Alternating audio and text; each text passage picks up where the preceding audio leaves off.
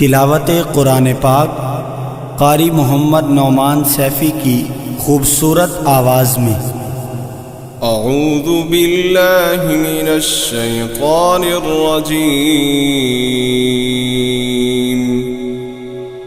बिस्मिल्लाहिर रहमानिर रहीम।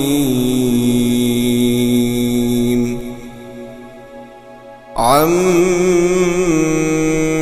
यतसाअलून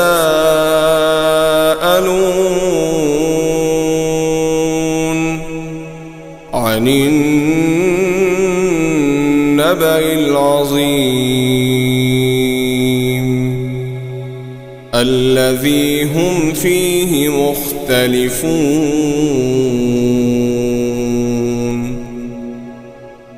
कल्ला सयअलमून थुम्म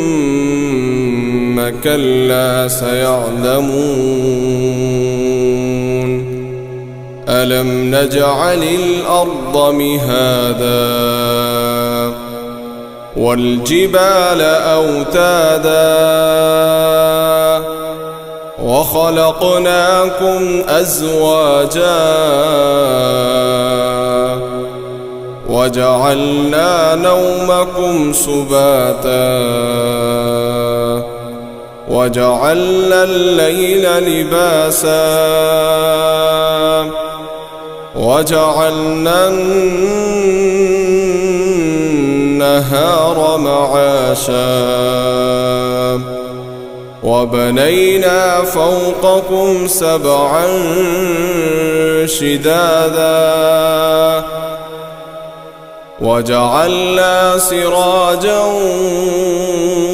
وهاجا وأنزلنا من المعصرات ماء ثجاجا لنخرج به حبا ونباتا وجنات ألفافا إن يوم الفصل كان ميقاتا يوم ينفخ في الصور فتأتون أفواجا وفتحت السماء فكانت أبوابا وسيرت الجبال فكانت سرابا إن جهنم كانت مرصادا للطاغين مآبا لابثين فيها أحقابا لا يذوقون فيها بردا ولا شرابا إلا حميما وغساقا جزاء وفاقا إنهم كانوا لا يرجون حسابا وكذبوا بآياتنا كذابا وكل شيء أحصيناه كتابا فذوقوا فلن نزيدكم إلا عذابا إن للمتقين مفازا حدائق وأعنابا وكواعب أترابا وكأسا دهاقا لا يسمعون فيها لغوا ولا كذابا جزاء من ربك عطاء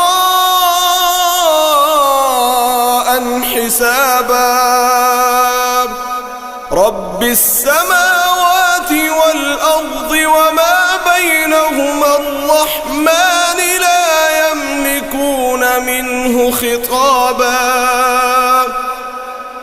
يوم يقوم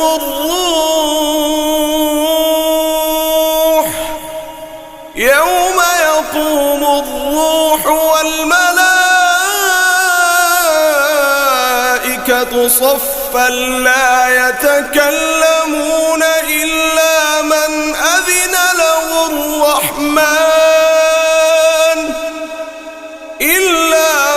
أذن له الرحمن وقال صوابا ذلك اليوم الحق فمن شاء اتخذ إلى ربه مآبا إنا أنذرناكم عذابا قريبا يوم ينظر المرء ما قدمت يداه ويقول الكافر يا ليتني كنت ترابا صدق الله العلي العظيم.